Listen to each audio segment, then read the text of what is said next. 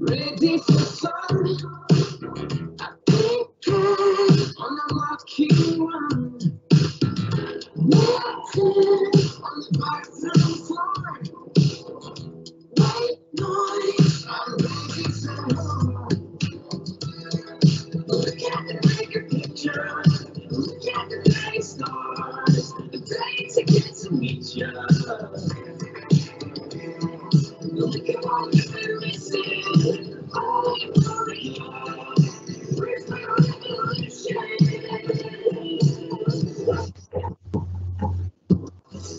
I'm ready for this. You understand. You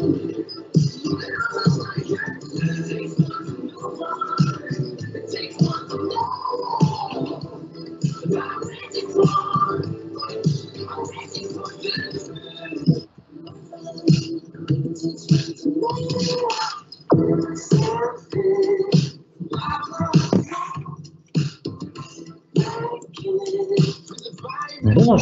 Bonjour à tous et bienvenue dans cette conférence de Digital Act by Inouï. On va parler de télétravail aujourd'hui, de la cybersécurité des utilisateurs à l'heure du télétravail. C'est vrai que cette période inédite du coronavirus a transformé nos méthodes de travail.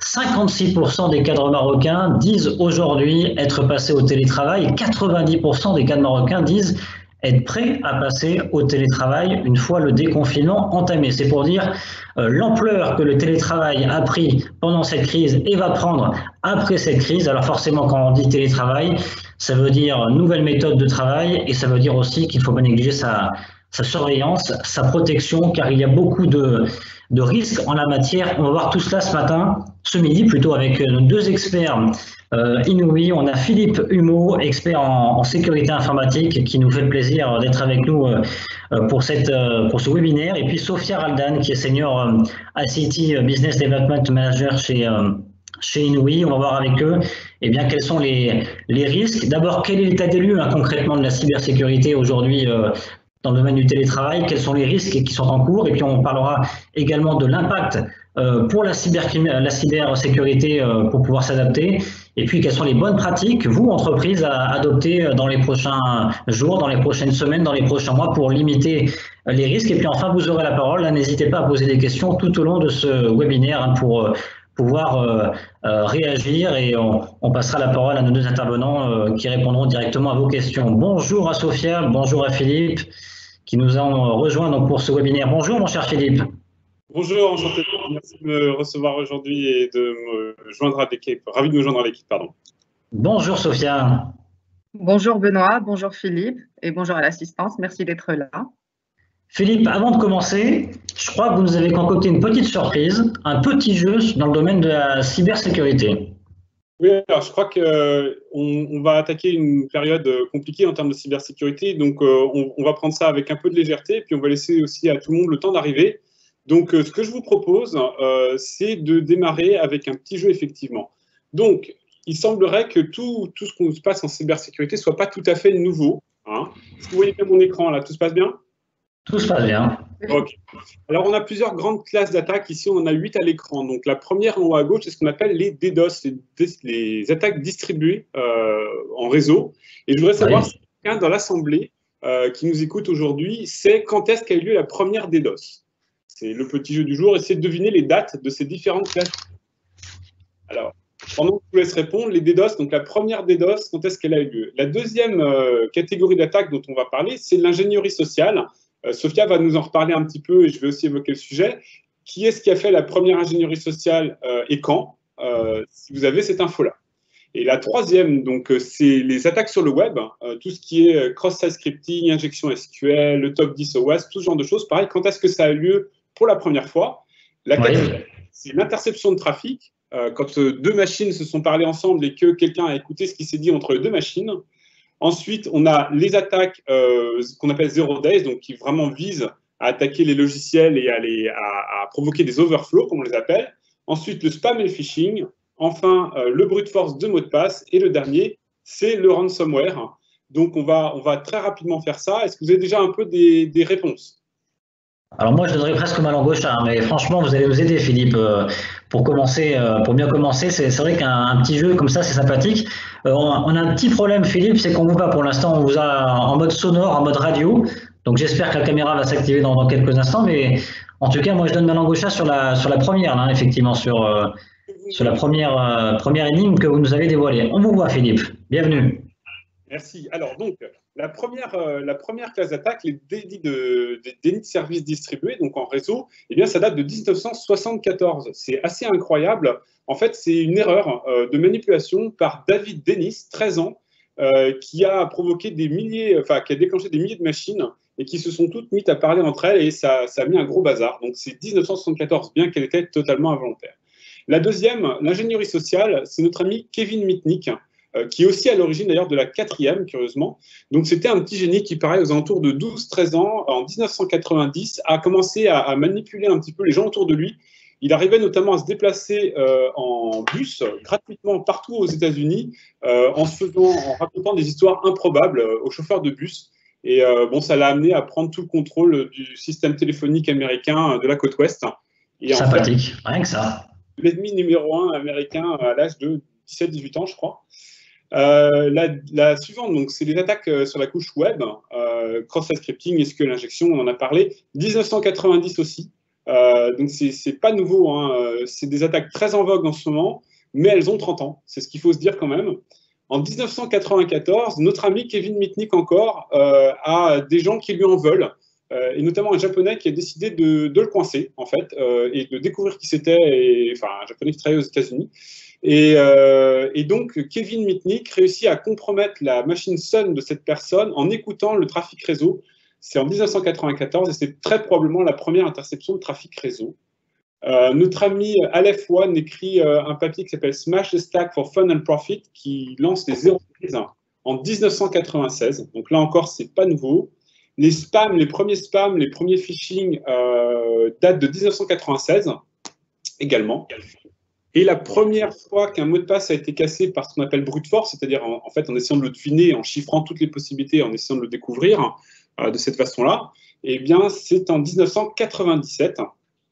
Et le petit dernier, ransomware, 2005, les toutes premières fois. Alors c'était pas vraiment, on chiffrait pas le à l'époque, mais il y a eu quand même des attaques où on mettait hors de leur propre réseau des gens et on leur proposait de payer pour pouvoir retrouver leur capacité de production. Voilà pour le je déteste les ransomware. C'est le pire truc. Vous n'êtes pas le seul. Il faut savoir que les ransomware ne sont pas, en fait, quand on voit ce genre d'informations, on se dit que ce sont des choses qui ne se produisent qu'à l'étranger, que ce n'est pas une réalité marocaine. Et je peux vous dire que j'ai déjà rencontré des clients qui, au bout de quelques minutes de conversation, finissent par avouer ou confesser avoir été victimes d'un ransomware. Et comme c'est illégal d'acheter des bitcoins au Maroc, ils ont dû se déplacer à l'étranger, à l'international, pour acheter les bitcoins et malheureusement payer la rançon pour pouvoir récupérer leurs données. C'est compliqué. On a très belle en France aussi récemment, qui est une société qui s'appelle Altran, qui place des gens en régie notamment, en travail dans les entreprises, travail délégué, et qui s'est fait chiffrer tout son système en fait. Donc ça a été. Alors, pour la petite blague, ils avaient pris une assurance cybersécurité. Juste avant, je crois 10 jours avant, il y a un gars à la DAF qui a dit si on prenait une assurance cybersécurité, ce serait pas une mauvaise idée. Et le patron a dit oui. Donc, ils ont pris une assurance cybersécurité qu'ils ont dû payer quelque chose comme 15 ou 20 000 euros et qui leur a remboursé 3 millions, à savoir le incident. Bien joué, j'espère que cette personne a pris du galon. Ce volet-là d'assurance au niveau du Maroc, c'est en devenir, ce n'est pas encore établi. Donc, les produits d'assurance pour la partie cybersécurité propre ne sont pas encore développés, mais il y a une réflexion qui est en train de mûrir à ce niveau-là. Je pense que c'est quelque chose auquel il faudra s'intéresser. Nous, c'est pareil, hein, c'est émergent ici, mais bon, là, on a le cas d'une société qui a payé intelligemment avant et à qui ça a sauvé la vie après. Voilà, hein. C'est susceptible d'avoir un piratage. On en aura un jour, la question c'est quand. Donc il faut être prêt, c'est ce que vous dira aussi Sophia un peu tout à l'heure, sans vouloir spoiler. Voilà. Et ces produits d'assurance permettront enfin aux fournisseurs de solutions de sécurité d'avoir un engagement de résultat et non pas un engagement de moyens. Aujourd'hui, la seule chose qu'ils peuvent vous promettre et vous garantir, c'est de mettre tous les moyens humains, technologiques dont ils disposent pour vous défendre d'une attaque cyber, mais ils ne peuvent pas garantir que vous ne le serez pas et que si vous êtes attaqué, qu'il n'y aura absolument aucune conséquence. Ça viendra avec le complément des produits d'assurance. Et elles remboursent, comme on a pu le voir, des montants assez importants, que ce soit les dommages directs ou indirects. Absolument. Alors, je voulais vous dire qu'en 2020, en fait, ce qu'on constate, nous, hein, c'est qu'il y a peu d'innovation. C'est-à-dire qu'on n'a pas vraiment… vous devez avoir une petite grenade numérique à l'écran, je pense. Il y a peu d'innovation, mais il y a énormément d'automatisation et d'industrialisation. C'est vraiment ce qu'on détecte depuis une dizaine d'années comme tendance. Alors, la tendance, elle est liée au fait qu'il y a beaucoup de surface qui a augmenté. Hein. On avait 400 millions de personnes connectées à Internet il y a 20 ans, on en a 4 milliards maintenant. Donc, déjà, la surface augmente. La simplicité augmente aussi. Il y a des tutoriels partout, les outils sont gratuits. Hein. Donc, ça complique encore le jeu. Et quand on confronte les deux, et puis il y a surtout une génération qui est éduquée, hein, qui est née avec ces outils, qui a appris à s'en servir, qui n'a pas forcément de job et qui a parfois quelques qualités malgré tout en hacking. Et donc, du coup, on a affaire à un nombre d'attaques absolument exponentiel et à une industrialisation, une automatisation exponentielle. Et d'ailleurs, Sophia vous parlera des chiffres plus spécifiques. Je vous donne les chiffres globaux. Et dans les chiffres globaux, ce qu'on voit, c'est déjà 64% de trafic est non humain. Donc sur le web, ça veut dire que les 2/3 des requêtes web sont en fait des requêtes de robots. Ça, c'est quand même assez impressionnant. On a aussi à peu près, alors il y a 5 ans, 6 ans, j'avais déjà fait cette expérience. Est-ce que vous pouvez muter vos micros, s'il vous plaît? Il y avait 937 scans cette année sur une adresse IP. Il y a 5 ans, on avait 50 ans. Donc ça a vraiment été multiplié par quasiment 40 en 5 ans. Donc il faut voir qu'Internet est scanné en continu par des hackers, toujours dans cette optique d'automatisation, c'est-à-dire je repère d'abord mes cibles et je les attaque plus tard. Sauf que là, on en avait 50 il y a 5 ans, et bien on en a presque 1000 maintenant par jour, ce qui est énorme. Hein. On a aussi 6 milliards d'attaques qui démarrent, d'agressions qui démarrent par le layer applicatif. Pourquoi par ce layer-là spécifiquement? Mais tout simplement parce qu'il n'est pas filtré par les firewalls. Hein. C'est-à-dire que tout ce qui est mail, DNS, application web, application tout court, vous laissez tout le monde venir dessus. Donc en gros, la règle dans votre firewall, c'est passe. Et donc c'est pas filtré, donc c'est là où se passe la majorité des attaques. 70% d'entre elles pour être précis. Le jeu est asymétrique et c'est ça qui est terrible pour vous, qui vous défendez, pour vous qui utilisez. Vous jouez contre des hackers qui ont 4 facteurs qui jouent pour eux, les 4 plus importants. Le temps d'abord, le temps entre le moment où il y a une intrusion et le moment où vous la détectez, le temps entre le patch et la vulnérabilité. Et donc ça, c'est un temps que vous pouvez difficilement contrôler puisque c'est lui qui l'initie, le hacker. La deuxième chose, c'est qu'il y a beaucoup de ports non filtrés, comme je disais, où le firewall ne fait rien. Donc il n'y a rien spécifiquement pour protéger. On peut juste espérer que l'application ne soit pas vulnérable. Et c'est la seule ligne de défense vraiment qu'on ait actuellement. Donc voilà, les applications ont vraiment ouvert beaucoup de trous, l'IoT, etc. C'est très bien, mais ça fait des petits trous un peu partout. Pour les DSI parmi vous, eh bien, vous savez que la dépérimétrisation, c'est terrible comme mot, il est horrible à dire, mais ce changement de périmètre, ce périmètre un peu flou, qu'on appelle le shadow IT, vous a envahi. Hein. C'est-à-dire que vous aviez avant un périmètre très clair avec un nombre de serveurs défini dans un endroit défini. Maintenant, un développeur peut démarrer une machine quelque part dans le cloud ou en faire un Kubernetes, un container, peut faire une application SaaS, peut démarrer des choses sans que vous le sachiez à plein d'endroits différents et y mettre des informations de l'entreprise sans même que vous soyez au courant. Donc là, vraiment, la perte de contrôle du périmètre est quelque chose d'assez sensible et on va le voir avec le télétravail, c'est encore plus sensible évidemment. Et puis, on a un jeu qui est asymétrique, c'est-à-dire que les hackers dépensent à peu près 1% de ce que vous allez dépenser pour défendre. Les outils sont gratuits et open source pour la plupart.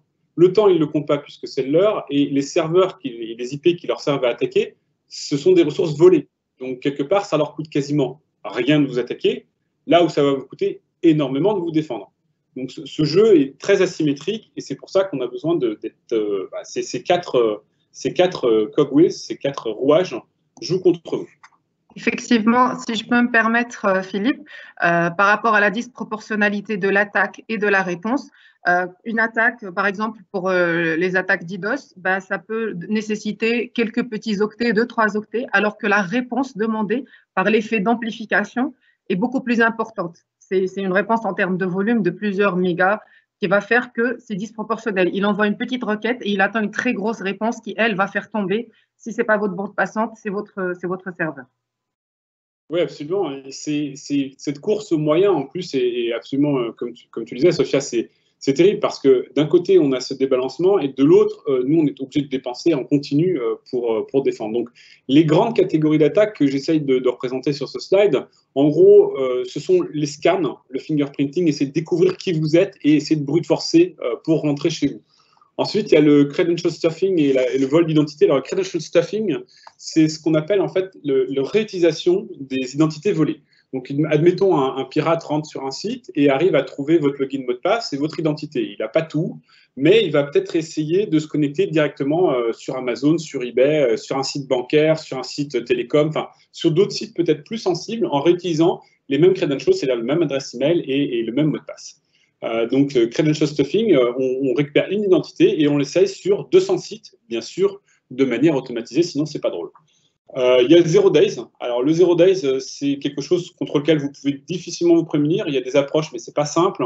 L'idée, c'est quoi? C'est quelque chose d'inconnu. Vous savez pas que ça existe, ça vient de sortir et on en a plein, notamment dans le web. Hein.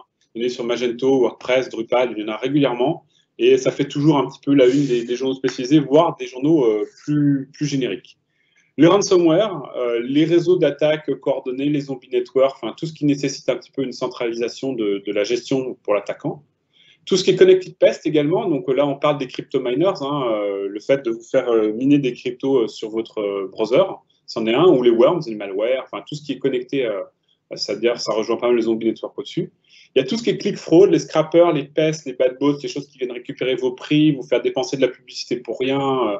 Voilà, ça c'est aussi des pestes contre lesquelles on doit lutter.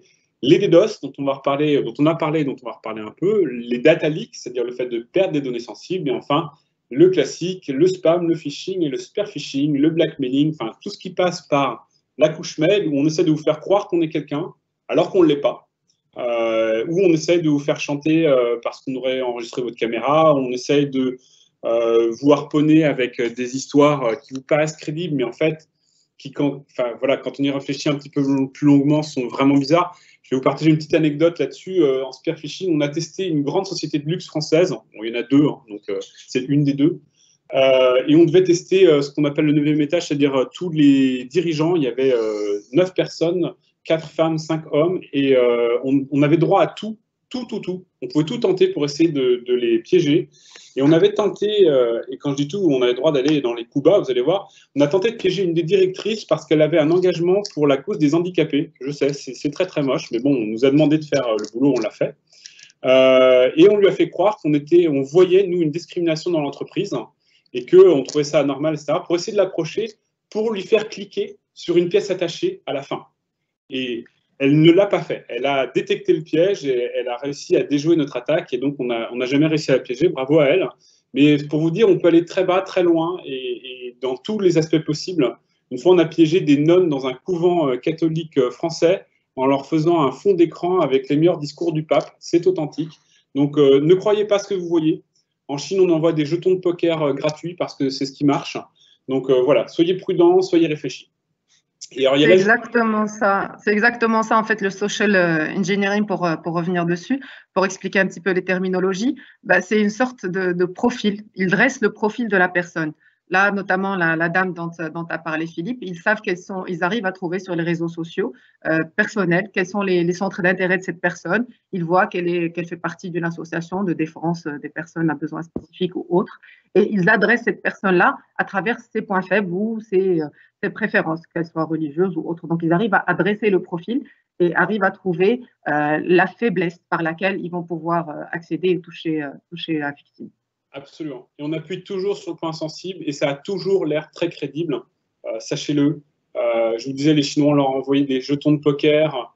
Les Français, on leur a envoyé des making-of du calendrier au bac, c'est la lingerie. Les religieuses, on leur a envoyé ce qu'on vous a dit, hein, donc des discours du pape. On a envoyé tout un tas des calendriers pour les femmes d'une certaine catégorie d'âge. On a envoyé des calendriers d'une photographe célèbre qui prend des photos de bébés. C'est moche, hein, c'est moche, mais c'est ça la réalité du terrain. Et quand on veut résister à des hackers, il faut être prêt à croire l'incroyable et surtout à ne pas y croire. Alors, le télétravail, c'est un périmètre étendu, c'est encore de la dépérimétrisation, c'est-à-dire l'augmentation de la surface sans contrôle. C'est sur des réseaux non contrôlés, hein. Par exemple, moi, le réseau chez vous, il n'est peut-être pas aussi sécurisé que le réseau d'entreprise. Chez moi, c'est le cas parce que c'est mon métier, mais c'est pas sûr que ce soit le cas chez tous vos collaborateurs.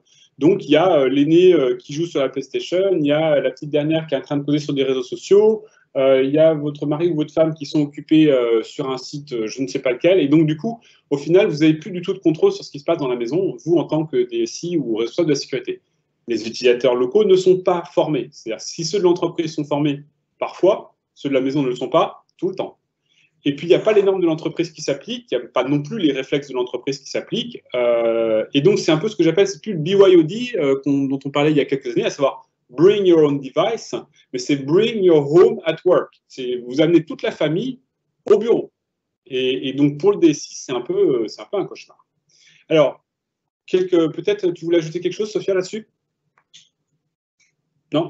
Par rapport à l'exposition, effectivement, on le verra tout à l'heure, effectivement, à travers le télétravail, des domaines ou des parties du SI qui n'étaient absolument pas ouvertes vers l'extérieur aujourd'hui l'ont été, dans l'urgence, sans que ça soit préparé. Donc, la superficie d'exposition est beaucoup plus importante, d'où plus de vulnérabilité et les réflexes ne sont pas toujours acquis par tout le monde. Donc, effectivement, le terrain de jeu des hackers est multiplié par 4. De même que leurs attaques. On va voir les statistiques tout à l'heure. Oui, c'est une période, je t'ai laissé la partie statistique, mais c'est une période où on voit effectivement un accroissement terrible. Alors, comment faire? Déjà, quelques petits conseils simples, parce que je suis plus là pour ça, je pense. Des conseils simples, n'utilisez que des protocoles chiffrés, à base de SSL essentiellement. Hein. Donc, pas de HTTP, que du HTTPS, chiffré en SSL. Pas de SMTP, du SMTP-S, des mails envoyés en chiffré en SSL. Pas de POP3, du POP3S. Vous avez compris le principe. Partout où ça peut être chiffré, ça doit être chiffré. Ça complique la vie terriblement. Ensuite, chiffrer les contenus sensibles peut-être de façon un peu plus robuste encore. C'est-à-dire que si vous envoyez un appel d'offres où il y a de la concurrence et où le marché se joue, je ne sais pas moi, sur 200, 300, 400 000 euros ou plus, et ben chiffrer ces contenus parce que ça a de la valeur et ça peut être intercepté. Donc, il y a des logiciels de chiffrement assez simples et gratuits comme GPG ou PGP qui existent. C'est pas si compliqué que s'y mettre. Votre DSI peut vous faire une procédure et ça vous sauvera peut-être beaucoup d'argent. Ensuite, séparer les canaux de communication. Je vais vous donner un exemple très simple. Dans ma société, on a une carte bleue. Cette carte bleue, elle est partagée entre différents collaborateurs pour acheter des services dont on a besoin. Alors, j'ai donné le numéro de la carte bleue dans un channel Slack. Pas de problème. Le numéro, bon, en soi, c'est pas uniquement, enfin, c'est pas la seule chose valide. Ensuite, par SMS, je leur ai envoyé la date d'expiration et par Telegram, je leur ai envoyé le code CCV. J'ai utilisé 3 canaux différents pour transférer une seule et même information au final, à savoir la façon d'utiliser ma carte bleue. Mais comme ça, le pirate, il y a très peu de chances qu'il écoute les 3 canaux et donc il y a très peu de chances qu'il puisse retrouver et utiliser ma carte bleue de façon illégale. Donc, pensez à séparer les canaux de communication quand c'est possible. Envoyez par exemple un contenu chiffré avec un mail et envoyez le mot de passe par SMS. C'est très bien comme ça aussi. Et vérifiez les identités. L'exemple type, c'est que si moi je vais attaquer par exemple Inouï, je vais me faire passer, je vais regarder qui est le boss d'une section ou quelqu'un très haut placé dans la hiérarchie et je vais mettre énormément de pression sur le stagiaire à l'informatique en disant je suis machin, il faut absolument me changer mon mot de passe, je suis en ce moment à Dubaï en train de négocier un gros contrat, hors de question d'être coincé bêtement à l'extérieur, changez-moi mon mot de passe tout de suite, tout de suite, tout de suite. Et je mets un aspect de pression, etc. Ne tombez jamais dedans. On ne pourra jamais vous reprocher d'avoir vérifié qui est votre interlocuteur, alors qu'on vous reprochera toujours de ne pas l'avoir fait. Si je suis le boss de la boîte, je m'applique les règles de la société comme tout le monde, et vous me les appliquez comme tout le monde, et vous ne pouvez pas être viré pour ça. À l'inverse, vous pouvez être viré parce que vous n'avez pas pris les précautions nécessaires, donc vérifiez à qui vous parlez, ne croyez pas ce qu'on vous dit. Alors pour faire vite, parce que je vais passer la main à Sophia qui a des contenus très intéressants juste derrière, il me reste 6 minutes je crois, Benoît, c'est ça ? Oui, effectivement. Alors, dans les bonnes pratiques, moi, je vous inciterai à avoir un VPN. C'est facile à mettre en œuvre pour une entreprise. Hein. La plupart des firewalls ou des appliances font ça de nos jours. Donc, assez simple. quick win, ça chiffre les communications, on est tout de suite mieux. L'entreprise doit fournir aux travailleurs, à mon sens, un poste de travail à jour, avec un antivirus à jour, avec les normes de sécurité d'entreprise. On ne peut pas demander aux employés d'utiliser leur matériel et leur reprocher ensuite que ce matériel n'est pas sécurisé. Évidemment, il ne l'est pas. De la même façon, si vous leur demandez d'utiliser leur smartphone, fournissez-leur des smartphones qui n'utiliseront que pour ça. Avoir 2 réseaux séparés, c'est une bonne chose si vous le pouvez. Et surtout, retenez bien ça, n'activez jamais le WPS sur votre Wi-Fi. C'est essentiel. Le WPS, c'est le petit bouton où on appuie qui permet d'associer facilement sans mettre le mot de passe. C'est un trou de sécurité monstrueux. On peut prendre le contrôle de 50% de ses voisins en quelques minutes de scan Wi-Fi à cause de ce truc-là. Donc, ne jamais l'activer. On peut les activer sur la box à la maison. C'est vraiment pas un problème. Avoir des mots de passe forts et séparés, je vais en reparler dans quelques secondes. Et puis, former vos employés, même simplement, même juste avec un petit discours simple, et avoir une charte, ça les engage. Et ça leur permet de se sentir aussi utiles dans l'entreprise. Je pense que c'est toujours vertueux. Et là, enfin, peut-être un petit jeu aussi de nouveau, Benoît, comme tu les aimes. Là, j'ai pris 3 cas typiques, 3 mots, 3 bases, on va dire, pour composer des mots de passe forts. Et on va peut-être pouvoir le faire avec toi. Moi, j'ai pris équitation, musique et histoire, d'accord? Et donc, dans équitation, musique et histoire, j'ai classé mes mots de passe en 2 grands groupes, d'accord? Donc, les mots de passe personnels ici et les mots de passe professionnels ici, ok? Oui. Quand tu es sur un système sans enjeu, alors peut-être tu peux nous donner 3 mots qui te parlent à toi dans ton univers? Ouais, je dirais journalisme, Oui. radio Oui. et démocratie. Allez, très bien. Alors, dans un système sans enjeu, par exemple, on va dire que tu consultes des sites de journalistes, mais il n'y a pas vraiment d'enjeu, juste tu les consultes. Tu as un compte, tu as un site, mais c'est pas très grave. Par contre, si le site se fait casser, tu voudrais pas qu'on ait un mot de passe sensible à toi. Donc, comme tu aimes la démocratie, on va peut-être mettre démocratie et underscore un autre mot. Moi, j'ai mis polo, j'aime bien le cheval et le polo, et j'aime bien la guitare. Donc, moi, ça va être polo et guitare. Et vous, ça peut être n'importe quoi. Prenez 2 mots simples, mettez un underscore et vous avez déjà un très bon mot de passe. Ensuite, le login de votre ordinateur à la maison, j'aime bien la guitare. Et puis, j'ai pris une figure célèbre au Maroc, qui est Zeneb. Et je vais dire que j'aime bien historiquement Zeneb. Et je vais mettre guitare Zeneb 1. Parce qu'en général, il vous demande un chiffre, c'est un peu bête, mais bon, c'est comme ça. Et au bureau, je vais mettre Zeneb à cheval 1. Peut-être qu'elle monte à cheval, je ne sais pas. Mais en tout cas, ça me fait marrer, j'aime le cheval. Et tout ça, je vais le retenir. Je veux dire, il n'y a pas de problème. C'est ma figure historique préférée, mon sport préféré, mon instrument de musique préféré. Je n'oublierai jamais tout ça. Dans les systèmes sensibles, je vais utiliser des underscores, donc polo, guitare, Zeneb 2, avec des underscores. C'est un mot de passe qui est incassable, ok? Et pourtant, vous ne l'oublierez jamais. Il est compliqué, mais vous ne l'oublierez jamais. Et puis, je vais dire guitare à cheval, ça m'amuse. J'aime bien jouer de la guitare à cheval, comme le Poor Lonesome Cowboy de Lucky Luke, dans le mot de passe pro. Et de la même façon, vous allez construire dans vos sites transactionnels, donc là, vous pouvez acheter. Je vous conseille d'avoir polo, Zeneb aussi, pourquoi pas, et arrobas, c'est le nom du site. Donc, je peux faire polo, underscore Zeynep3, arrobase eBay, et ça va être mon mot de passe pour eBay. Arrobase Amazon, ça va être mon mot de passe pour Amazon. Arrobase Orange, ça va être mon mot de passe pour Orange, etc., etc. Ce qui fait que vous avez des mots de passe différents pour tous les sites, et vous les retiendrez toujours parce que vous savez comment les construire et qu'ils sont faciles. Voilà. Et pour les mots de passe très compliqués avec des passe-phrases, eh bien, vous pouvez mettre j'admire Zeneb, mais elle ne jouait pas de guitare, mais Enaf Zawi a, excusez-moi, monté à cheval. Et donc ça, j'apprécie, j'ai noté, hein, j'ai tout noté, je vais changer tous mes mots de passe, Philippe. Et avec ça, tu les oublieras jamais et tu as des mots de passe très, très costauds, crois-moi. Voilà. À toi, Sophia.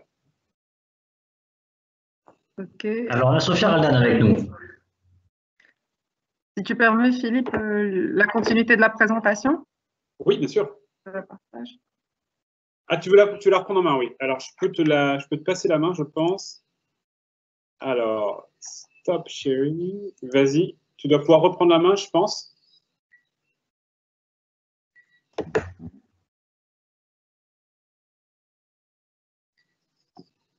Alors, tu es live, on ne voit pas tout de suite ton écran, mais presque. Ça va arriver. Bon, en tout cas, très sympathique, hein. J'ai adoré cette petite présentation et ses conseils. Merci, hein, Philippe, hein, pour ces conseils. Je vais changer le mot de passe juste après ce webinaire. Oui, et puis tu ne les oublieras pas surtout. C'est-à-dire qu'il y aura des mots de passe et tu ne les oublieras plus jamais. C'est quand même chouette. C'est clair.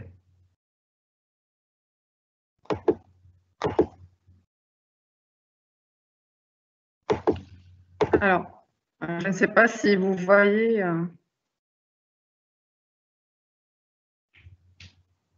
mon slide. C'est bon.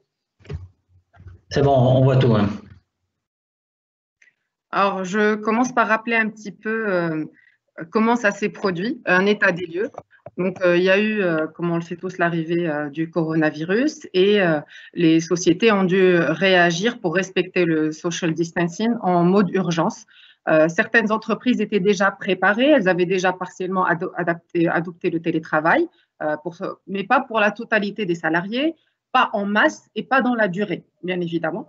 Donc, personne n'était prêt à se raz-de-marée d'un seul coup. Par ailleurs, ils ont dû équiper des employés qui étaient déjà confinés, qui étaient déjà à distance. Certains n'avaient pas de matériel. Donc, on a vu des vidéos sur les réseaux sociaux où des entreprises ont acheté des ordinateurs qu'elles ont fait livrer directement au domicile des salariés. On a vu une partie de l'IT qui habituellement n'est accessible qu'en interne. Par exemple, les ressources humaines, la gestion de la paie n'a aucune raison d'être habituellement accessible à distance. Et elle contient beaucoup de données à caractère personnel, les noms des salariés, leurs adresses, les numéros de CIN, les numéros de CNSS. Donc, ce sont des données très sensibles. Il y a aussi d'autres métiers, comme les métiers des achats, qu'a cité Philippe tout à l'heure, avec des accès à des appels d'offres, avec des enjeux financiers importants. Et tout cela, habituellement, c'est à l'intérieur du site, c'est dans le siège social de l'entreprise. Il n'y a pas de raison de l'ouvrir. Du jour au lendemain, on a été obligé de permettre un accès à distance. Certaines sociétés ont dû faire encore pire, c'est de permettre le bring your own device. Ils n'ont pas pu équiper tout le monde.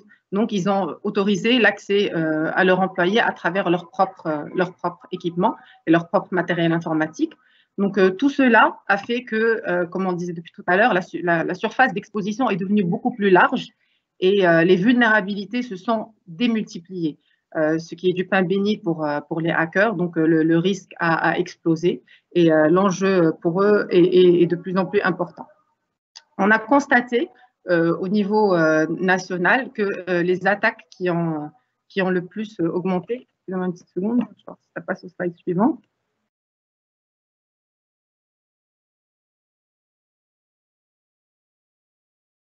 Voilà.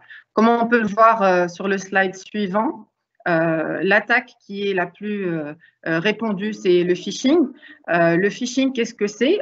C'est une technique où on va à la pêche de l'information. Donc, on envoie un email avec un lien qui est malicieux, qui contient un code malveillant. Quand la personne ouvre cet email, qu'elle clique dessus, son ordinateur est infecté par là le reste du réseau. Donc, on a vu une croissance de 667% au niveau mondial du nombre d'attaques par phishing.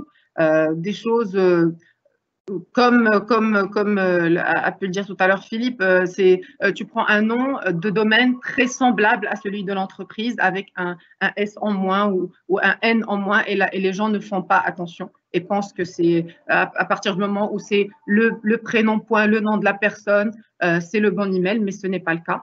On a vu les ransomware aussi flamber et cibler des choses qui sont devenues de plus en plus sensibles et qui sont les établissements médicaux et scientifiques.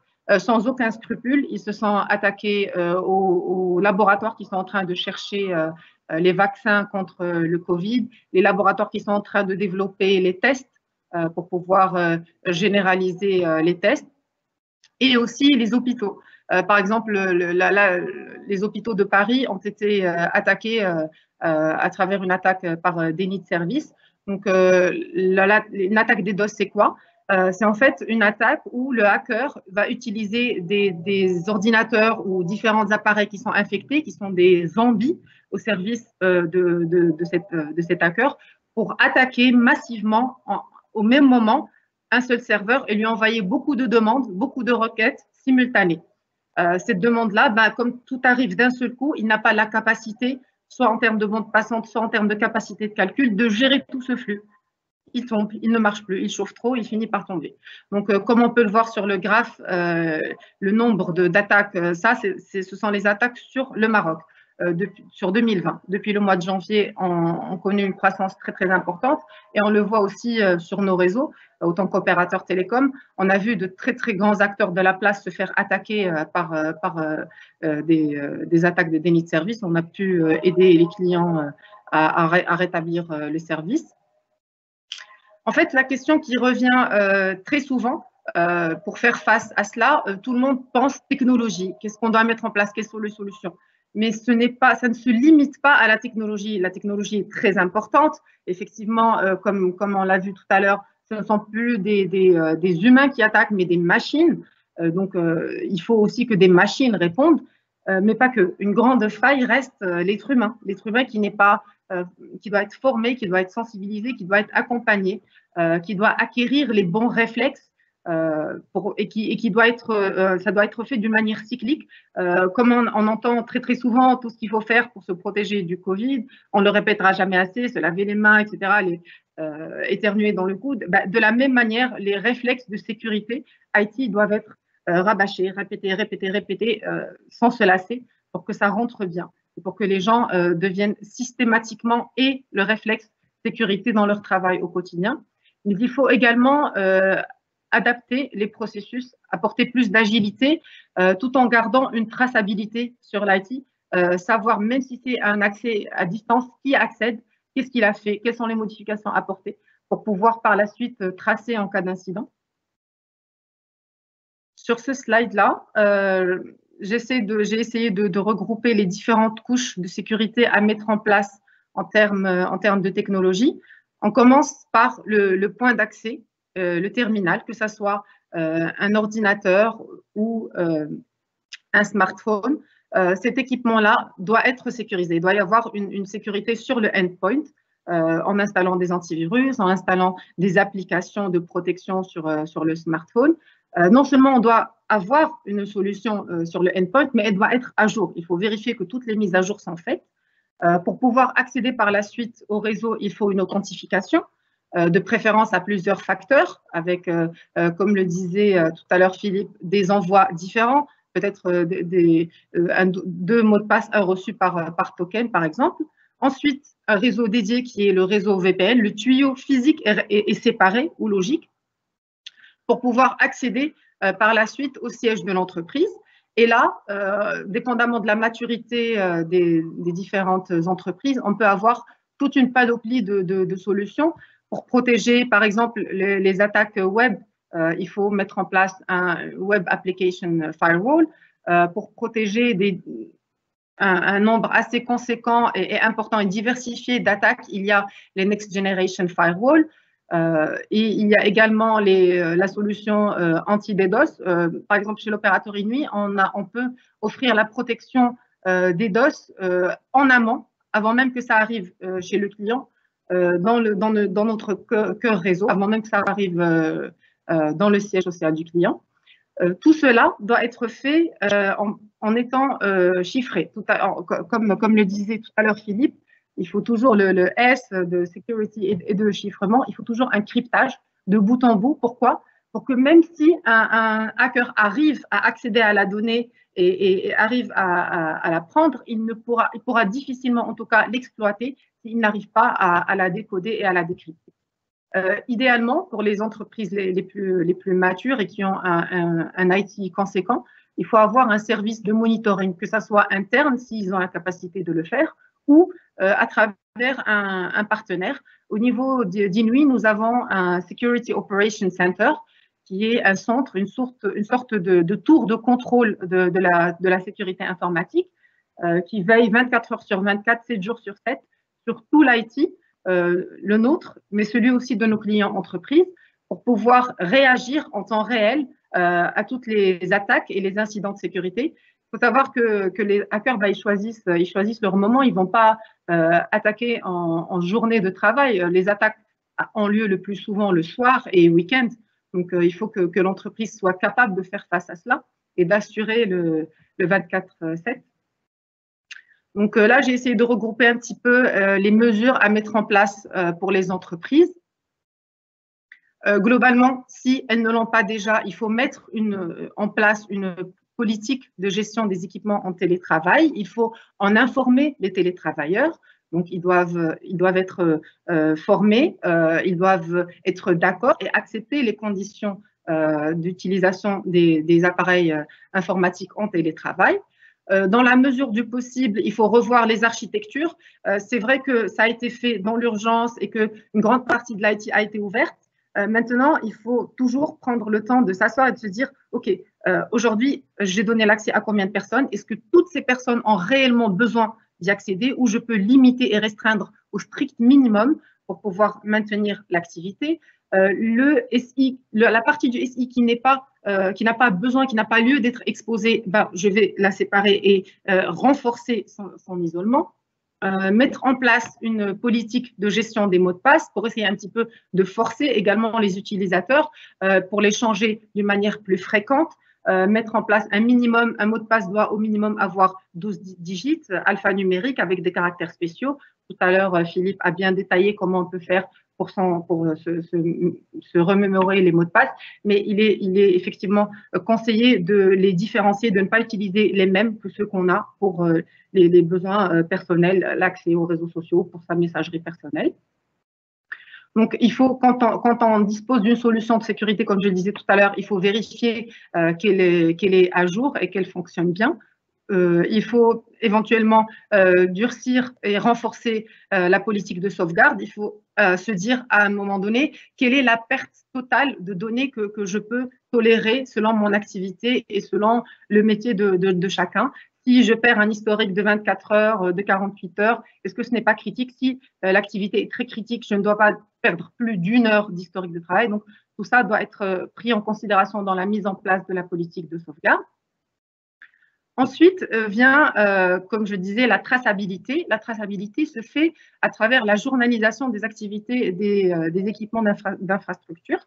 Donc, aujourd'hui, la Direction générale de sécurité des systèmes d'information a sorti un décret qui oblige les organismes d'importance vitale, qui sont à peu près 200 à 300 entreprises et organismes les plus importants à la continuité de fonctionnement de l'État, d'avoir un historique de tous les logs.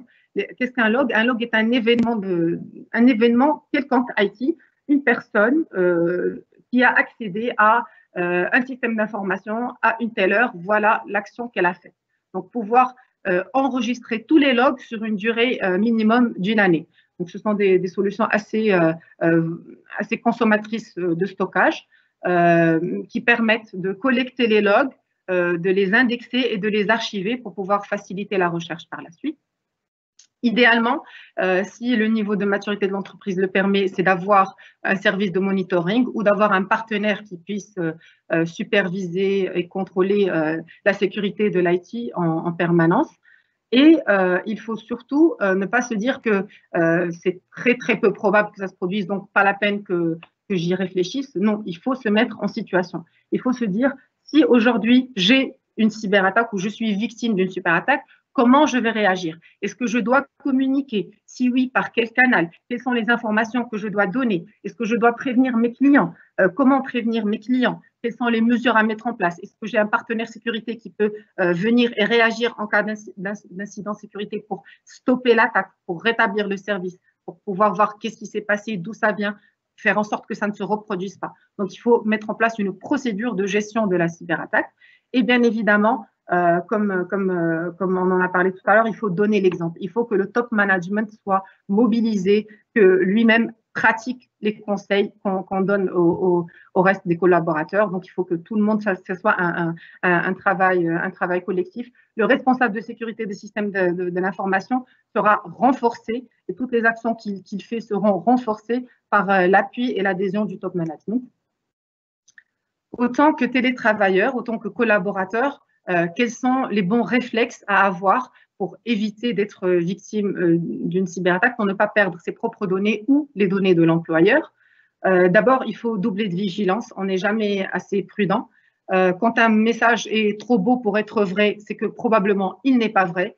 Je vois encore des gens qui transmettent par email ou par WhatsApp, une société Intel a fait gagner X dirhams, il suffit de cliquer.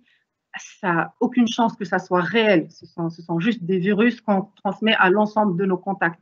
Donc, on a quand même la responsabilité de vérifier la véracité des informations qu'on transmet. Donc, il faut faire attention quand on reçoit un email, d'où ça vient, est-ce que je connais cette personne, est-ce que j'étais censé recevoir un email, pourquoi pas vérifier par téléphone, vérifier par une autre voie que la personne nous a réellement envoyé du contenu. Séparer les usages. Quand on a un ordinateur pour le travail, on le garde pour le travail et on fera les usages personnels à travers un autre équipement. En fait, la meilleure façon de faire, c'est juste de se dire, si j'étais physiquement dans mon bureau, dans mon open space, est-ce que j'aurais fait cette action ou pas? Est-ce que j'aurais cliqué? Il faut juste continuer à réfléchir de la même manière et continuer à respecter les règles de sécurité comme si on était physiquement chez l'employeur, en respectant toutes les consignes de sécurité. Si on a signé une charte d'utilisation des outils informatiques et si on a utilisé une charte de sécurité, on l'a signée, donc il faut s'y conformer. Ne pas installer, si jamais on a le droit d'administration sur les outils de travail, ne pas utiliser ou installer une application sans l'accord préalable de l'employeur ou du responsable IT. Renforcer les mots de passe. Ça, on l'a vu tout à l'heure, Philippe a bien détaillé les techniques et la méthodologie pour pouvoir se remémorer les mots de passe et surtout ne pas utiliser les mêmes. La vie professionnelle et la vie personnelle doivent être distinctes en termes de sécurité et en termes de mots de passe, ne pas utiliser les mêmes. Donc, quand on a installé des antivirus ou autres sur ces différents devices, pensez à les mettre à jour, pensez à les rafraîchir, même sur le smartphone. De temps en temps, il faut rentrer sur les stores applicatifs et voir s'il y a des mises à jour et actualiser, avoir les dernières mises à jour, parce que ces mises à jour-là permettent de régler les problématiques de sécurité détectées dans les versions précédentes qui sont installées sur les téléphones.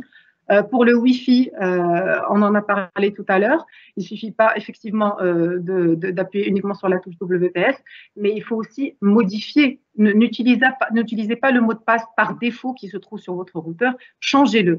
Changez-le parce qu'ils savent à quoi ressemblent les mots de passe mis par défaut et ils vont tenter jusqu'à tomber sur le banc. Si vous avez un réseau Wi-Fi comme par miracle gratuit et accessible, ne l'utilisez pas. Si vous ne savez pas à qui appartient ce réseau, d'où ça vient, n'utilisez pas un réseau que vous ne connaissez pas. Et faites une sauvegarde régulière de votre travail. Idéalement, si vous pouvez le faire en mode cloud, ça serait bien aussi. Voilà, ça sera tout pour l'instant. Merci beaucoup, Sophia. Bon, c'était fort intéressant. Il y a beaucoup de questions, beaucoup de réactions de la part des gens. On va voir tout cela dans quelques instants. D'abord, j'avais 2-3 questions et puis on va passer aussi aux réponses du fameux jeu de Philippe, qui était au tout début de cette conférence. 2-3 questions pour vous, Sophia et Philippe. D'abord, une première question, Philippe, peut-être sur combien ça coûte finalement toutes ces cyberattaques pour les entreprises? Est-ce qu'on a des chiffres et des estimations sur 2019, 2020, 2021? Absolument non. Et les chiffres ne sont pas en faveur malheureusement des utilisateurs.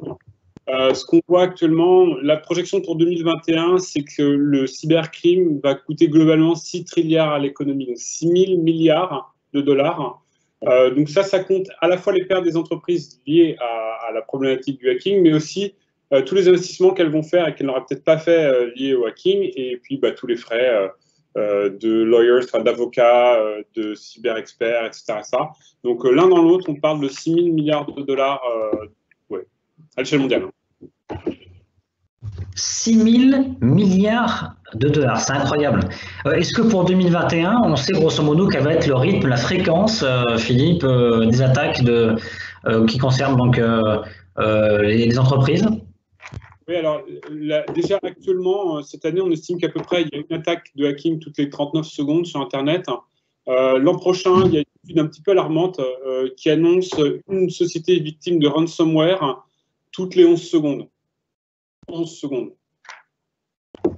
Ouais, c'est incroyable, c'est vraiment incroyable. Sophia, il y a aussi des questions qu'on peut se poser sur finalement, est-ce que moi, entreprise, je peux très bien rapidement me mettre en mode cyberdéfense vis-à-vis de toutes ces attaques-là. Combien ça coûte? Combien de temps ça peut prendre aussi? C'est vrai qu'il y a beaucoup d'entreprises marocaines qui se sont mises au télétravail du jour au lendemain quasiment. Il y en a beaucoup qui doivent nous écouter peut-être en ce moment. On peut se poser des questions sur combien de temps ça va me prendre à mettre en place tout un dispositif de solutions pour efficacement protéger.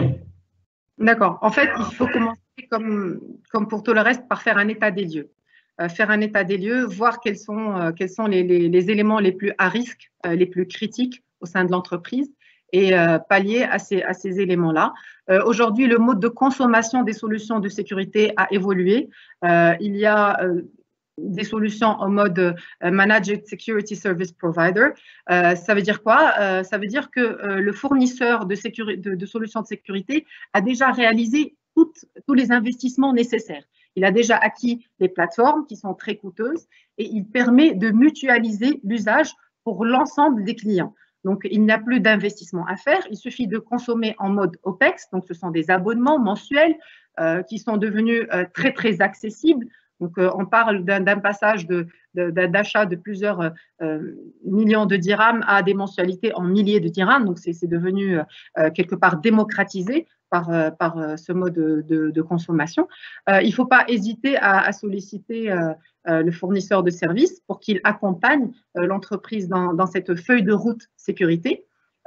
Et en parallèle, ne pas oublier qu'en parallèle des solutions technologiques et des souscriptions aux différentes offres, il faut être capable de former les gens, de les accompagner, de vérifier que les campagnes de formation ont été utiles à travers les campagnes de phishing, comme a dit Philippe. Donc, on fait une formation, on vérifie que les gens ont bien compris, puis après, on teste pour voir l'efficacité réelle de la formation qui a été donnée.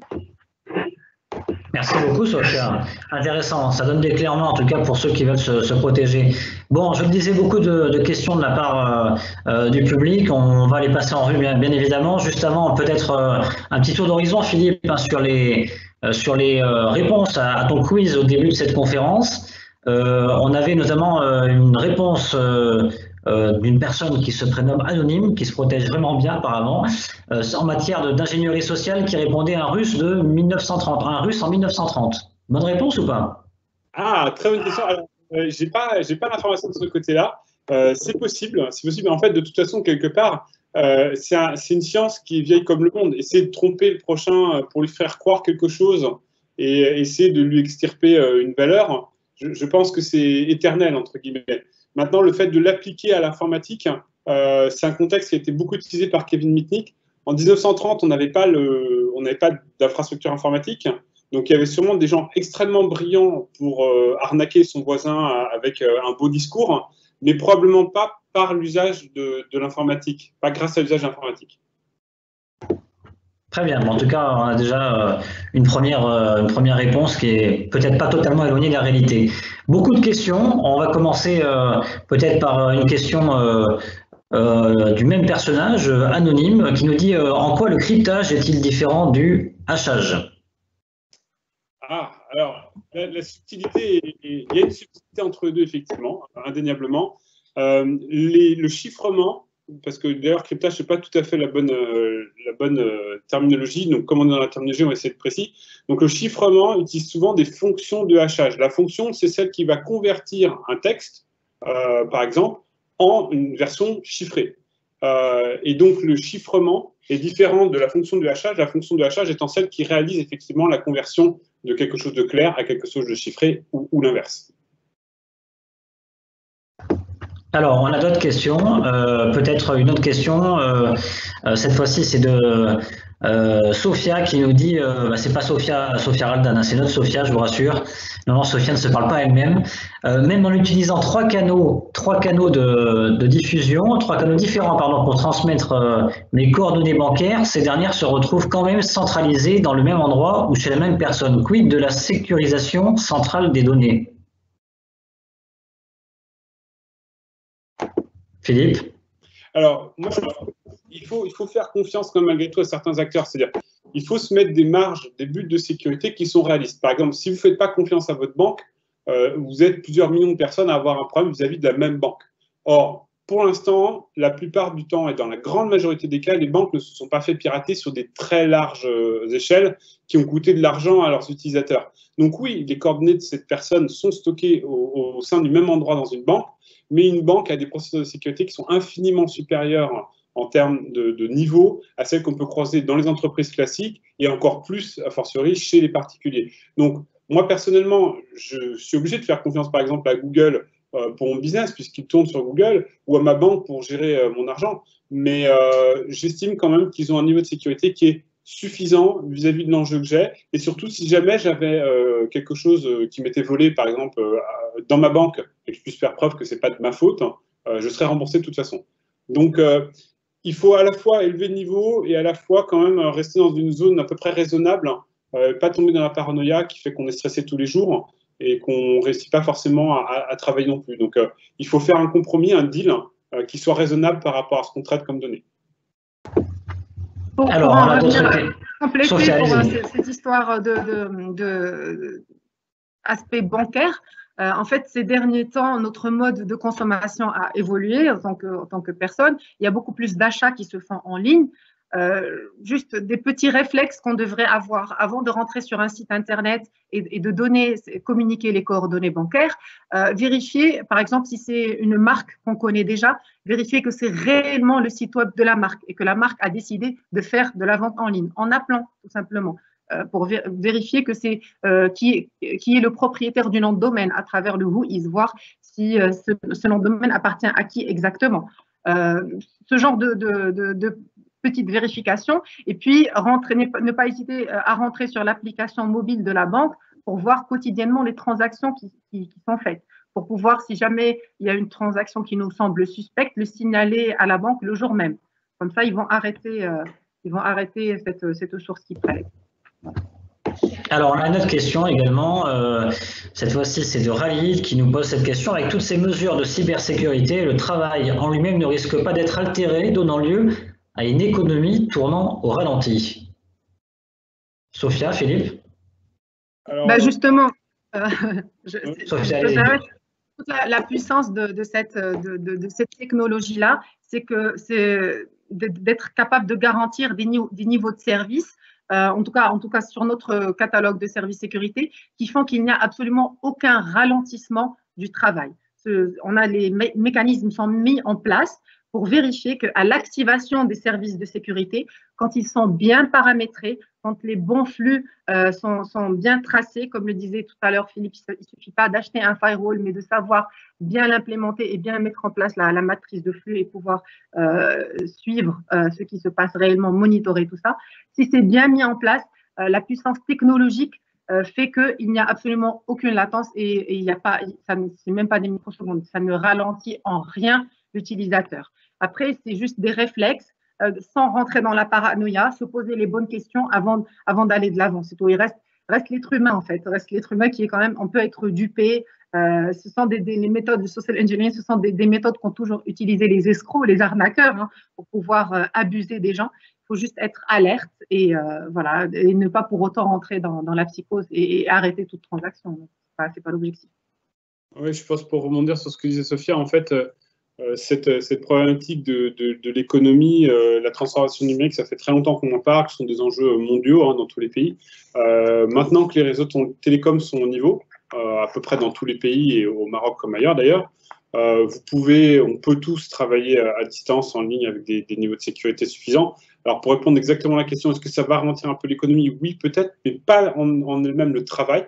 Puisque les couches de sécurité, en fait, sont des réflexes qu'on finit par prendre et ça prend très peu de temps au quotidien et ça en fait gagner beaucoup dans le long terme. Par contre, la transformation des entreprises pour qu'elles adoptent toutes ces bonnes stratégies, pour qu'elles mettent en place ces produits dont parlait Sophia ou dont je parlais moi avec les VPN, les firewalls, les antivirus, tout ça, celles qui n'ont pas encore faites vont accuser un peu le coup, vont prendre un peu de retard, mais c'est quelque part, c'est ce que j'appelle du darwinisme digital. C'est-à-dire, c'est le plus adapté qui va survivre et en l'occurrence, le plus adapté, c'est plus le plus adapté à son environnement. On a de la clim, donc c'est pas l'environnement le problème. Enfin, attention, vous ne me freinez pas sur ce que je dis. Évidemment, on a un gros problème climatique, mais je veux dire par là, on survit à notre environnement parce qu'on n'est plus agressé par des animaux ou par le soleil en direct. Ça. Par contre, il faut s'adapter à notre vrai enjeu qui est le digital. Et donc, ça veut dire que si on ne s'adapte pas au digital, ces business-là, soit resteront complètement dans la rue physiquement, soit ne survivront pas à la période qu'on traverse. Et ceux qui, au contraire, s'en tireront bien sont les plus adaptés au digital aujourd'hui déjà, qui auront le moins d'efforts à faire et qui, justement, perdront très peu de productivité au passage à ce télétravail un peu forcé. Alors, on a encore 2-3 questions. Ibtissam qui nous dit quel est le rôle du top management dans la cybersécurité? Fondamental. Je veux dire, comme le disait Sophie, ça vient de là, ça vient d'eux. Les bons exemples, les bons managers, ceux qui font le boulot eux-mêmes et ceux qui s'astreignent à cette discipline font toujours la différence dans les entreprises et marquent leurs équipes de leur empreinte, et les équipes adoptent les mêmes stratégies et les mêmes principes. Si eux ne font pas le boulot, c'est perdu d'avance. Je rajoute, comme le disait Philippe, moi personnellement, sur nos offres, c'est notre cible principale. Si on arrive à convaincre le top management, le reste de l'entreprise suivra. D'abord parce que c'est à eux de valider les budgets de sécurité. Aujourd'hui, les budgets sécurité versus IT ne sont pas très équilibrés au niveau du Maroc et au niveau mondial également. Donc, il faut absolument leur adhésion pour se donner les moyens, donner à l'entreprise le moyen, donner au RSSI le soutien et le pouvoir de faire avancer les choses à travers la mise en place des processus, et aussi donner l'exemple aux collaborateurs. Si on accepte, autant que top manager, de respecter les règles, les autres feront pareil. Voilà. L'impulsion vient d'eux. Alors, on a encore d'autres questions. Une question de Mustapha qui nous parle des GAFAM. Sommes-nous en train de devenir les otages des géants du net, les GAFAM qui détiennent l'essentiel de nos données personnelles? Alors, oui.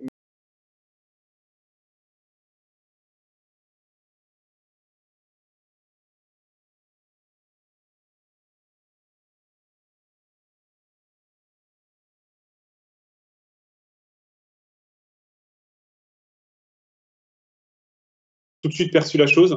Les Américains, très très tôt, ont perçu que la donnée avait une valeur énorme parce qu'ils font tout leur système monétaire et commercial sur la publicité. Donc, est-ce qu'on en est otage? Oui, un peu, parce que ils sont forts, ils sont bons. Enfin, je veux dire, il suffit de voir les technologies qu'on utilise. Là, on est dans Microsoft Teams, c'est bien fait, ça fonctionne. On a du Slack, on a du Zoom, on a tout ça, on a du GAFAM de partout. Maintenant, on a un contrôle sur tout ça. Il faut rester intelligent dans ce qu'on partage. Sachez que tout ce que vous mettez sur Facebook, par exemple, toutes les photos, vous cédez vos droits à Facebook. Donc, si vous êtes photographe et que vous faites une super photo et que vous la mettez en ligne sur Facebook, Facebook peut s'en servir sans vous demander votre avis. Vous avez cédé vos droits sans le savoir. Donc, soyez intelligent dans la façon dont vous l'utilisez. Dites-vous aussi qu'à chaque fois qu'on produit un disque dur pour stocker une photo du chat qui est tombé dans la piscine, ça bouffe des ressources précieuses, des ressources naturelles précieuses pour rien. Et donc, je ne peux pas encourager à faire ça. Après, on utilise ces technos-là et on peut aussi utiliser des technos locales, intelligentes et bien faites quand c'est plus pertinent. Je pense que ce n'est pas une mauvaise chose. Alors, encore d'autres questions, peut-être pour Sophia. Et d'ailleurs, le regard croisé entre Sophia et Philippe sera intéressant. C'est une question que je trouve pertinente de Saïd qui nous dit pourquoi ne pas ouvrir des filières de cybercriminalité dans les universités? Alors, on peut parler des universités marocaines ou des universités françaises. Sophia? Alors, en construisant notre business unit cybersécurité et en mettant en place le Security Operation Center de Inouï à Casablanca, nous avons beaucoup misé sur les compétences locales et nous avons recruté des jeunes issus de l'université marocaine qui ont fait un master en cybersécurité de qualité, une très belle formation. Ils ont été capables de s'adapter au monde professionnel et d'être opérationnels dans les premières semaines de leur recrutement. Donc, c'est déjà le cas, c'est déjà une réalité. Il y a déjà des formations, même si globalement, au niveau mondial, il y a un manque estimé à 2 millions d'ingénieurs en termes de cybersécurité et que ces jeunes-là sont malheureusement débauchés pour partir à l'international. Donc, on essaie de les maintenir, de les garder en leur donnant de la visibilité, un plan de carrière, des formations, une montée en compétences. mais nous avons déjà des formations marocaines spécialisées en cybersécurité très avancées et de qualité. Voilà. Pour le Maroc, Alors, je ne peux pas mieux dire sur le Maroc, puisque moi j'ai une petite équipe, hein, on développe des outils de cybersécurité, et dans cette équipe, j'ai un Marocain, Hamza, qui est exceptionnel, hein, qui a un vrai talent extrêmement doué. Donc, je confirme, les formations prennent place et se déroulent bien. Au Maroc particulièrement, qui est vraiment en pointe dans l'Afrique du Nord, dans tout ce qui est IT. En France, on a aussi des bonnes formations de ce côté-là. Après, mon regret, il n'est pas tant au niveau des universités ou des écoles privées qui font plutôt bien le boulot, même au niveau légal d'ailleurs. Hein. C'est plutôt la problématique de l'État qui, je trouve, ne prend pas forcément sa place dans la cyberguerre, en France comme ailleurs d'ailleurs. Hein. Où on doit avoir des capacités offensives et défensives de l'État. Donc, on a souvent les capacités défensives, on n'a pas toujours les capacités de contre-offensive, ce que je trouve un petit peu dommage. Et je pense que là, les États ont vraiment intérêt à se défendre. C'est-à-dire que si vous faites agresser par un groupe de hackers en tant qu'État, j'estime que vous avez légitimement le droit de répliquer contre ces hackers en tant qu'État avec d'autres hackers. Allez, dernière question, elle vient de Mehdi. Puisqu'aujourd'hui on a affaire à des attaques de machines, quelle est la place de l'intelligence artificielle dans la cybercriminalité? Alors, là, on aura toi, il prendra la suite. Ou j'y vais si tu veux. Vas-y.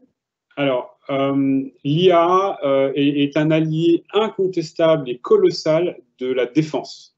Pour l'instant, c'est d'ailleurs les gens qui se défendent qui utilisent le plus l'IA et les gens qui attaquent qui l'utilisent le moins. Pour faire court, les gens qui attaquent pour l'instant ont surtout travaillé sur l'automatisation et se sont très bien débrouillés. En gros, ils ont fait du DevOps des hackers, quoi. Mais de l'autre côté, en défense, énormément de boîtes commencent à travailler à avoir, comme CrowdStrike ou plein d'autres, hein, à avoir des outils qui vont digérer des quantités de logs énormes pour voir des tendances qu'on ne voit pas à l'œil nu. Et moi, c'est ce que je suis en train de faire, notamment aussi avec ma société. Et en gros, ce qu'on fait, c'est que, disons par exemple, l'IP A scanne votre IP pour savoir si vous avez un port 80 et un port 443 d'ouvert, donc les deux ports qui font le web. Hein. Ça, en soi, c'est pas répréhensible. C'est-à-dire, je vérifie si le port 80 et 443 sont ouverts, je ne vais pas vous bloquer à cause de ça. Il n'y a pas de... Voilà, vous ne pouvez pas agresser. Par contre, cette IP, elle est peut-être malgré tout contrôlée par un hacker. Et une IP B, ensuite, vient vérifier le contenu qui est derrière ce port 80 et 443 et regarder quelle est la structure du site, quelle est la techno utilisée, voilà, fingerprinter, on appelle ça, c'est-à-dire détecter les traces technologiques. Et puis plus tard, donc ça par contre, on peut le bloquer parce que c'est pas tout à fait correct. C'est pas non plus une attitude hyper agressive. Et derrière, on a quelqu'un qui va envoyer des attaques directes sur une technologie, mettons Drupal 7.1 avec tel plugin qu'il a détecté plus tôt. Si on s'en tient à l'échelle de l'humain, à l'échelle du DSI, à l'échelle de la boîte, on ne verra jamais ça. On ne verra jamais que l'IP A, l'IP B et l'IP C travaillent ensemble. Par contre, avec une grande quantité de données, du machine learning et de l'IA, on peut se rendre compte que A, B, C sont liées entre elles et travaillent en équipe, et donc bloquer A, même si elle ne fait pas des attaques en elle-même, elle participe malgré tout à un réseau d'attaques. C'est là où l'IA va permettre à une échelle colossale de détecter des patterns d'attaque qu'on ne saurait pas détecter à l'échelle individuelle, locale ou de l'entreprise. Alors, effectivement, le choix que nous avons fait, nous, lors de la mise en place des solutions de cybersécurité, c'est de pouvoir bénéficier de toute la puissance des échanges. Comme le disait Philippe, pour pouvoir être efficace, il faut que les équipements que nous, on a mis en place au niveau local puissent communiquer avec les autres équipements au niveau mondial qui sont victimes au même moment d'attaques pour pouvoir partager cette connaissance-là et savoir en temps réel ce qui se produit, les nouveautés. D'une part. D'autre part, il y a cet aspect d'auto-apprentissage. Toutes les plateformes, une fois, on le dit d'ailleurs à nos clients, qu'il y a un temps d'adaptation. Une fois qu'il active le service, qu'on le déploie, il faut à cette intelligence artificielle rôder et faire rouler la machine pendant quelques semaines pour pouvoir fine-tuner et ajuster les mesures parce qu'il comprend et il apprend quel est le comportement normal d'un utilisateur, quel est le mode de fonctionnement normal d'un utilisateur et par là détectera le point aberrant et le comportement anormal d'un incident ou d'un hacker. Voilà. Allez, une question bonus, c'est vraiment la toute dernière. C'est une question d'un confrère journaliste, directeur d'un magazine marocain. Philippe, Sophia, alors il nous dit, compte tenu, ça, Hassan qui nous dit, compte tenu du confinement et de la nécessité du télétravail, est-ce que le contexte du Covid-19 est plus propice aux risques liés à la cybersécurité? Alors la réponse est forcément oui, j'imagine, mais peut-être est-ce que vous avez des chiffres ou des proportions, Philippe, Sophia? Alors, Sophia, Les chiffres sont ceux, pour les chiffres que j'ai annoncés tout à l'heure au niveau du Maroc, on a vu effectivement à peu près doubler le nombre d'attaques par déni de service durant ces deux derniers mois. D'une part, d'autre part, le nombre de campagnes de phishing a explosé et ils ont beaucoup utilisé justement le Covid avec de fausses informations qui circulaient, qui donnaient le nombre de cas, le fait d'avoir trouvé un vaccin. Il y avait beaucoup de liens qui étaient infectés, beaucoup d'informations que malheureusement tout le monde a relayé. Tout le monde a relayé, les gens transfèrent quand ils reçoivent, ils transfèrent à tous leurs contacts parce que c'est quelque chose qui était très importante et qui attisait toutes les curiosités. Donc, du coup, ça a été du pain béni pour les hackers.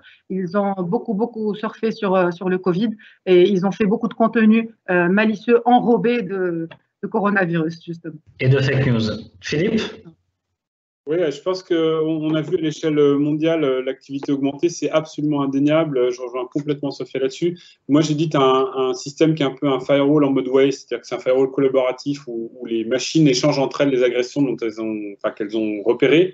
Et en fait, on a donc une base d'IP des hackers. Et on a vu cette base doubler à peu près dans cette période-là. Donc, mes chiffres corroborent tout à fait ce que raconte Sophia. C'est-à-dire que je pense que l'activité a à peu près doublé dans cette période-là.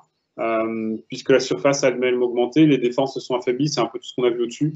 Donc je pense qu'un x2, c'est pas du tout aberrant comme marge grosso modo de l'augmentation de l'activité des hackers dans cette période. Merci beaucoup Philippe Humeau, merci beaucoup à Sophia Raldan pour vos magnifiques prestations dans ce webinaire Digital Act by Inouï. Je précise au public que vous pouvez retrouver ce webinaire sur la page Facebook de Inouï. Très bonne journée. Merci Sophia, merci Philippe. Merci. Merci à vous. Bonne fin de journée. Au revoir.